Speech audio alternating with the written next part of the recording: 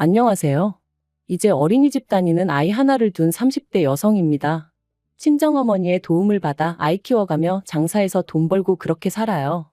결혼 전에는 애는 엄마가 키우는 게 맞다고, 왜 친정어머니고 시어머니고 힘들게 하는지 모르겠다 생각했었는데, 살아보니까 그게 그렇게 마음먹은 대로 안 되네요.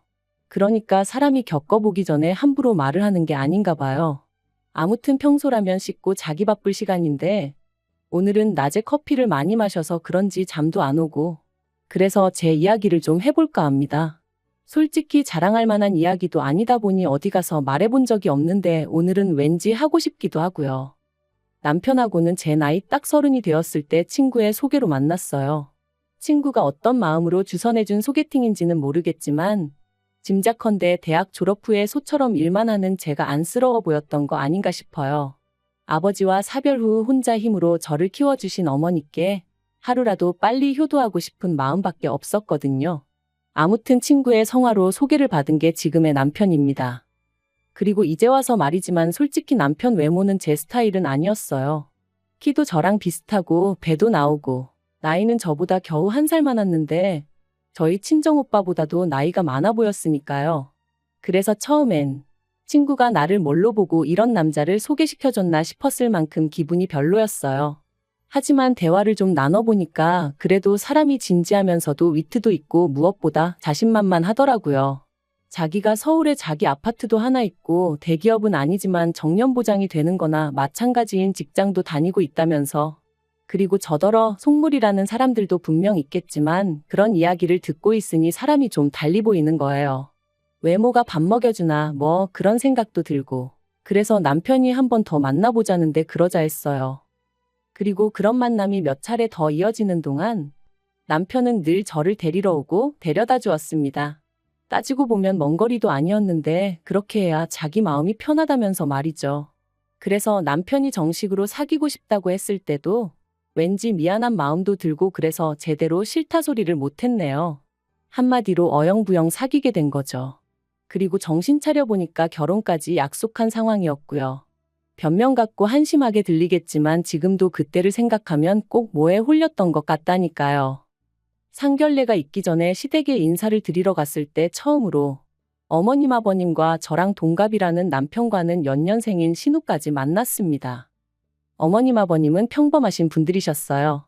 오느라 고생했다 그런 따뜻한 한마디는 없었지만 그렇다고 딱히 저를 박하게 대하신 것도 없었거든요. 다만 친정어머니랑 단둘이 산다는 것에 대해서 경제적으로 어려움은 없는지 물어보셨는데 그다지 신경 쓰이는 질문은 아니었네요. 사실 편모가정이라고 하면 지레 힘들게 살았을 거라 생각하는 사람들을 살면서 너무나 자주 봐왔거든요. 그리고 다행히 저희 모녀는 경제적으로 큰 고생은 하지 않았습니다. 어머니가 가게를 운영하셨는데 제법 매출이 나오기도 했었고, 거기다 돌아가신 아버지의 부모님, 그러니까 저에겐 친가 쪽 할머니 할아버지께서 도움을 많이 주셨거든요. 다만 이 도움을 받는 과정에 있어서 작은아버지와 고모가 어머니를 감정적으로 힘들게 하는 일이 많았죠. 그래서 제가 악착같이 돈을 벌어 더는 어머니께서 조부모님께 기대지 않으셔도 되게 해드리고 싶었던 거고요. 그리고 시부모님 이야기가 나왔으니 신우 이야기도 조금 해보자면, 앞서 말씀드린 대로 저와 동갑인 신우는 남편과는 아주 다른 사람이었습니다. 늘씬하고 키도 큰 데다가 눈도 왕방울만 해서는 솔직히 같은 여자가 봐도 예쁘다는 생각이 절로 드는 사람이었어요. 하지만 어째서인지 딱히 하는 일은 없다고 했고 시부모님은 인물이 되니까 괜찮다며 웃으시더라고요. 그래서 저도 그냥 같이 적당히 웃어넘기긴 했지만 솔직히 말하면 부럽기도 하고 한편으론 황당하기도 했네요. 아무튼 신우하고 따로 이야기를 해보진 않았어요. 점심 식사 내내 새침하게 앉아있다가 커피 한잔하는 타임엔 약속이 있다며 나가버렸으니까요. 상견례 자리도 모난 구석 없이 무난하게 이뤄졌습니다. 다만 남편이 아파트가 있었던 만큼 시부모님, 특히나 어머님의 어깨가 어찌나 으쓱하시던지 자기 아들 수준에 맞춰 걸맞는 혼수를 해왔으면 좋겠단 소리를 대놓고 몇 번이나 말씀하시더라고요. 게다가 저나 친정어머니 입장에선 처음부터 빈손으로 갈 생각도 없었는데 어머님이 요새 여자들은 개념이 어떻고 해대시니 솔직히 듣기가 좀 거북했어요. 하지만 그래도 좋은 일로 만난 날이었던 만큼 친정어머니께서 걱정 말라며 어머님을 맞춰드렸고, 그렇게 어머님은 저희에게 리스트랄지 견적서랄지 그런 종이 한 장을 건네셨습니다. 그런데 집에 와서 친정어머니랑 같이 살펴보니 그 중에는 무려 3천만 원 가까이 되는 소파도 있었어요. 아무리 남편이 집을 해오는 상황이긴 했지만 20평이 채 되지 않는 아파트였는데 그 안에 3천만 원짜리 6인용 소파라니 가당치도 않다 싶었습니다. 그리고 이 밖에도 100인치짜리 TV는 정말 어이가 없었죠. 그래서 남편에게 아무리 그래도 이건 아닌 것 같다 하니 어차피 이 아파트에서 좀 지내다가 애 낳으면 이사 가야 하고 그러면 그때 써도 되니까 미리 사둔다 생각하면 되지 않냐대요. 그래서 그런 생각이면 애 낳고 이사하고 이후에 사도 늦지 않는다니까. 그러면 그때도 저희 어머니가 사주시는 게 맞냐 그러더라고요. 그때 돼서 자기가 벌어온 돈으로 사게 되면 그건 제가 해오는 게 아니지 않냐면서. 그리고 저는 이때 솔직히 좀 당황스러웠어요. 비록 1년이 채 되지 않는 짧은 연애 기간이었지만 그래도 그동안 돈 앞에서는 쿨한 척 무심한 척 하던 사람이 그런 셈을 하며 그런 말을 할 줄은 몰랐거든요. 한편 그렇게 결혼을 했는데 결혼한 지 반년도 되지 않았던 그해 겨울 남편이 충격적인 소식을 전해왔습니다. 그건 바로 남편이 회사를 관두게 되었다는 이야기였죠. 게다가 너무 놀란 제가 그게 무슨 소리냐고 공기관이나 마찬가지라 정년이 보장된다 하지 않았냐니까. 그게 사정이 그렇게 되었다며 얼버무리기만 하고 제대로 된 답을 해주지 않더라고요. 그리고 그제서야 저는 남편이 다닌다는 회사에 대해서 알아보기 시작했고 정말 꿈에도 생각하지 못한 사실을 알게 되었습니다. 남편은 매년 계약을 갱신해야 했던 상황으로 정년 보장 같은 건 애시당초 말도 안 되는 얘기였다는 걸요. 뿐만 아니라 어떻게 이런 터무니없는 거짓말을 한 거냐고 남편에게 따졌더니 남편이 한다는 말은 더 가관이었어요. 저한테 잘 보이고 싶은 마음에 해버린 선의의 거짓말이었다면서 저는 뭐 살면서 거짓말 한 적이 한 번도 없냐고 따져댔거든요. 남편에게 너무나 큰 배신감을 느꼈고 실망감이 이만저만이 아니었습니다. 그래서 저는 며칠의 고민 끝에 이 관계를 끝내겠다는 결심을 내렸죠. 하지만 운명의 장난이라고 해야 할지 남편에게 이혼 통보를 하려던 바로 그날 저는 제가 임신을 했다는 걸 알게 됐네요. 남편 일로 받게 된 스트레스 때문인지 컨디션이 영 좋지 않아 병원에 가려니까 회사 동료가 혹시 모르니 임신 테스트부터 해보라며 조언을 해줬거든요. 불타는 신혼이지 않냐면서 말이죠. 그리고 설마 싶었던 검사 결과는 두 줄이었어요. 솔직히 지금도 아이에게 미안한 말이지만 그때 임신 소식을 확인하곤 기쁨보다는 당혹스러움이 컸습니다. 이혼을 결심한 마당의 아이라니 말 그대로 눈앞이 깜깜해진 기분이었죠. 결국 아이도 있고 남편도 남편대로 뒤늦게나마 미안하다 해오면서 이혼 이야기는 흐지부지 되었어요. 그리고 이후로는 출산 직전까지 일하고 첫돌까지 제 손으로 직접 아이를 키웠습니다. 그런데 육아휴직 끝나고 회사에 복귀했더니 제 자리는 이미 다른 사람이 차지하고 있었고 저는 터무니없는 곳으로 발령이 나대요. 너무 황당해서 이게 어떻게 된 일이냐고 나한테 왜 이러냐며 대표를 찾아가 따져도 봤지만 소용이 없었고요.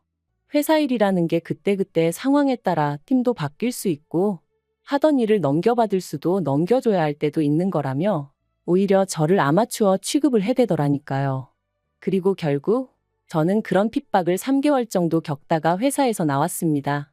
회사에선 실업급여는 탈 수 있게 도와주겠다며 저를 회유했고 저도 더는 체력적으로나 심리적으로 버틸 자신이 없었거든요. 하지만 회사를 관두면 나아질 줄 알았던 제 상황은 오히려 점점 더 나빠져만 갔습니다. 남들은 눈에 넣어도 아프지 않을 아이라고 표현하던데 저는 아이를 보고 있으면 어찌나 불안해지던지 그때의 저를 생각하면 정말 반쯤은 정신이 나가 있었던 것 같기도 해요. 그리고 결국 그런 제 꼴을 보다 못한 친정어머니께서 그러지 말고 저더러 어머님한테 한번 부탁을 해보라셨습니다. 당시 친정어머니는 가게 운영으로 외손자인 저희 아이를 봐줄 겨를이 없으셨지만 어머님은 이따금씩 취미생활로 장구를 치러 가시는 것 말고는 크게 바쁜 일이 없으셨거든요. 그러니 그런 어머님께 아이를 맡기고 저더러 무슨 일이라도 해보라는 말씀이셨죠. 하지만 사실 친정어머니께는 진작 말씀드리지 않아서 그렇지 저라고 왜 그 생각을 안 해봤겠어요. 회사를 관두는 건 정말 내키지 않아서 아닌 게 아니라 몇 번이나 부탁드려 봤었는걸요. 매달리다시피 사정도 해봤고요. 그런데 어머님은 다 늙어서 내가 왜 그런 고생을 해야 하냐 하며 거절하셨습니다. 애는 엄마가 직접 키워야 한다면서 말이죠. 그리고 이 모든 상황을 알게 되신 친정어머니께서는 그럼 당신이 아이를 봐주겠다 하셨습니다. 다만 장사 잘 되는 가게를 정리하긴 아까우니 저더러 가게에 나가서 당신 대신 일을 하라셨죠. 친정어머니가 어떻게든 저를 도와주고자 하신 말씀인 걸 알았기에 알겠다 했습니다. 그런데 그때는 이 결정이 제 인생에 두고두고 영향을 끼치게 될 줄은 정말 몰랐네요. 얼떨결에 도맡게 된 가게 일은 생각보다 제 적성에 잘 맞았고 저는 회사 생활에서는 느끼지 못했던 자유와 성취감을 느낄 수 있었어요. 그리고 1년 정도 지났을 땐 친정어머니가 저에게 전적으로 맡겨주셨기 때문에 여러 가지 시스템을 도입해 볼 수 있었고 그러면서 수익은 더 좋아졌죠. 그러자 아이를 친정에 맡기고 겉으로 돈다며 못마땅해 하던 어머님도 더는 싫은 소리를 하지 않으셨습니다. 그도 그럴 것이 그렇게 번 돈으로 어머님한테도 잘해드렸거든요. 솔직히 아이 봐달라는 부탁을 매몰차게 거절하셨던 걸 생각하면 그러고 싶은 마음이 싹 사라지기도 여러 번이었지만 어쨌든 결과적으로는 일이 잘 풀렸으니 과거는 묻어두려는 마음이었어요. 그리고 그렇게 가게를 운영한 지 3년째 되던 해 저는 정식으로 친정어머니에게서 가게를 인수하기로 마음을 먹었습니다. 친정어머니에게는 평생 일구신 자산이나 다름이 없었고 그걸 제가 시쳇말로 날로 받고 싶지는 않았거든요. 그래서 최대한 시세에 가깝게 값을 치르겠다는 생각에 남편에게 대출 이야기를 꺼냈는데 남편이 정말 심하다 싶을 정도로 짜증을 내면서 무조건 안 된다고 하는 거예요. 기다리다 보면 어차피 저희 어머니 돌아가실 거고 그러면 자연히 제 거 될 건데 그걸 무슨 돈을 치르냐 하면서 말이죠. 그리고 그 말에 마음이 팍 상해버린 제가 무슨 말을 그렇게 하냐고 따지니 남편이 또다시 목소리를 높이며 아파트 담보로 대출받아서 친정으로 자기 돈을 빼돌리려는 심산이냐 어쩌냐 하는데 정말 기도 안 차더라고요. 그리고 다짜고짜 큰 소리를 내는 남편을 보고 있으니 갑자기 남편이 회사에서 잘렸던 그날이 떠오르면서 뭔가 쎄한 기분이 들었던 거죠. 그래서 저도 지금 돌이켜보면 어쩌다 그런 생각까지 하게 된 건지 모르겠는데 등기부등본을 떼서 아파트 명의를 확인해 봤어요. 그리고 그 명의는 충격적이게도 남편이 아닌 어머님 이름으로 되어 있었습니다. 아파트를 담보로 대출도 있는 대로 받아진 상황이었고요. 저는 남편에게 등기부등본을 집어던지며 설명해보라 소리를 질렀습니다. 그러자 남편은 놀라거나 미안해하는 대신 저더러 이제 남편 뒷조사까지 하냐며 악을 썼죠. 그리고 그때부터 정말 소위 진흙탕 싸움이 따로 없었습니다. 남편은 저더러 집 명의가 누구로 되어 있는 게 무슨 상관이냐, 그렇다고 네가 집세를 한번 내기를 했냐 뭐 했냐 해댔고 그렇다고 대출을 저더러 갚으라고 한 것도 아닌데 뭐가 문제냐며 저를 이상한 사람으로 몰아갔거든요. 하지만 저는 다른 걸 떠나서 남편이 또 저를 속였다는 사실이 너무나 충격적이었습니다. 그리고 대출 같은 경우도 남편이 저더러 갚으라고 한 건 아니었지만 그렇다고 대출을 받아다 쓰신 어머님이 갚고 계신 것도 아니었으니 아파트가 제 재산이라고 생각해 본 적도 욕심낸 적도 없었지만 그래도 저는 부부는 모든 면에서 공동체다 생각하고 가게에서 벌어오는 돈 전부를 남편에게 오픈하고 있었던 만큼 배신감이 드는 건 어쩔 수가 없더라고요. 하지만 단지 아파트 명의가 남편이 아니라 어머님으로 되어 있다고 해서 그 일로 제가 이혼까지 결심한 것은 아닙니다. 제가 이혼을 하기로 결심하게 된 결정적인 이유는 남편이 보여준 이중적인 태도 때문이었죠.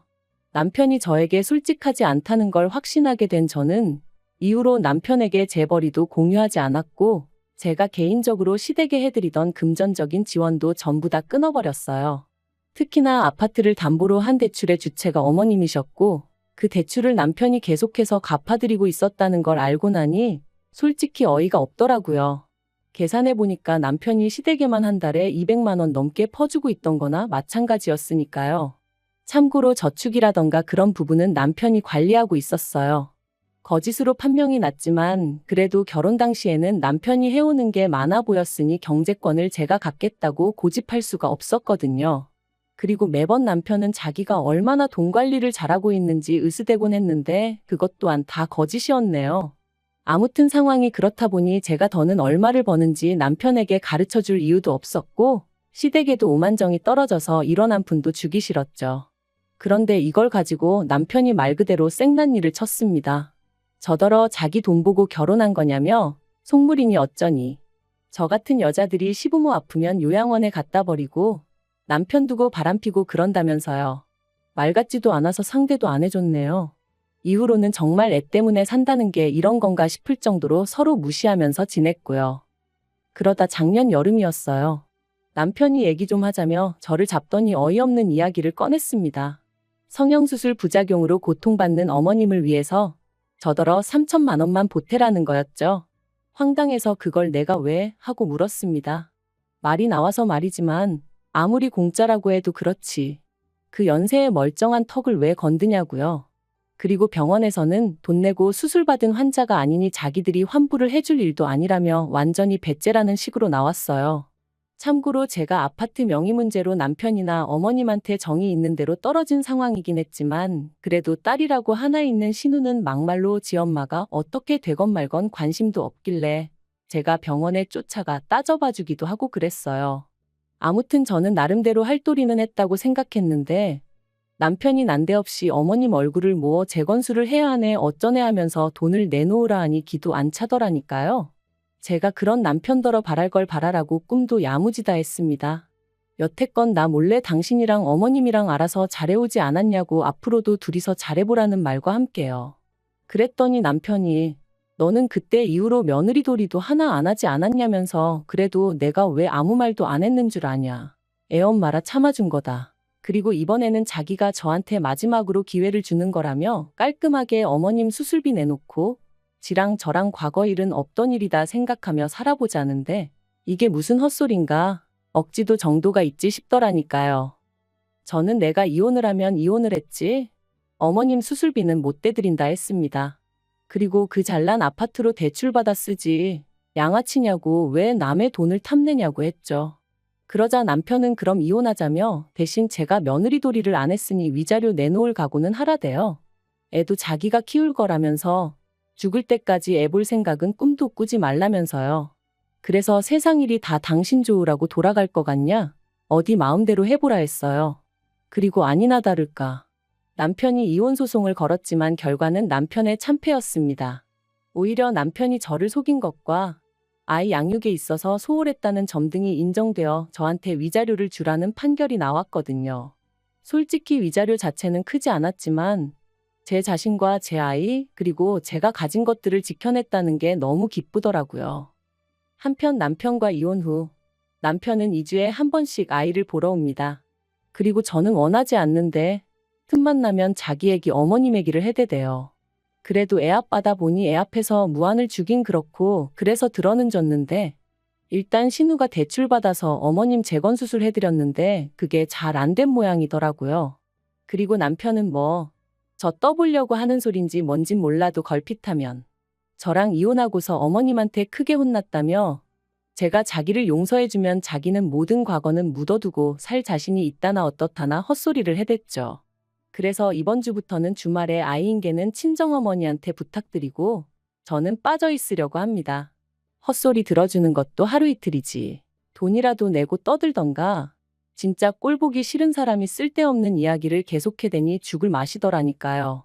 아무튼 어머님 수술이 잘못됐다는데도 남편 얼굴이 수척해졌는데도 별 생각이 안 드는 거 보면 정말 이제 남보다도 못한 사이가 되었나 봐요. 차라리 생판 모르는 남이 굶는다고 하면 그게 더 안쓰러울 지경이라니까요.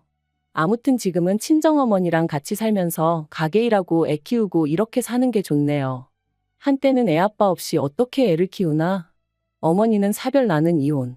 말하기 좋아하는 사람들이 얼마나 뒤에서 떠들어댈까 그런 걱정도 들었는데 지금 생각해보면 참 쓸데없는 기우였어요. 남들이 보는 시선이 어떻건 간에 지금의 행복이 계속해서 이어질 수 있도록 제자리에서 하루하루 최선을 다해 살아가려고 합니다.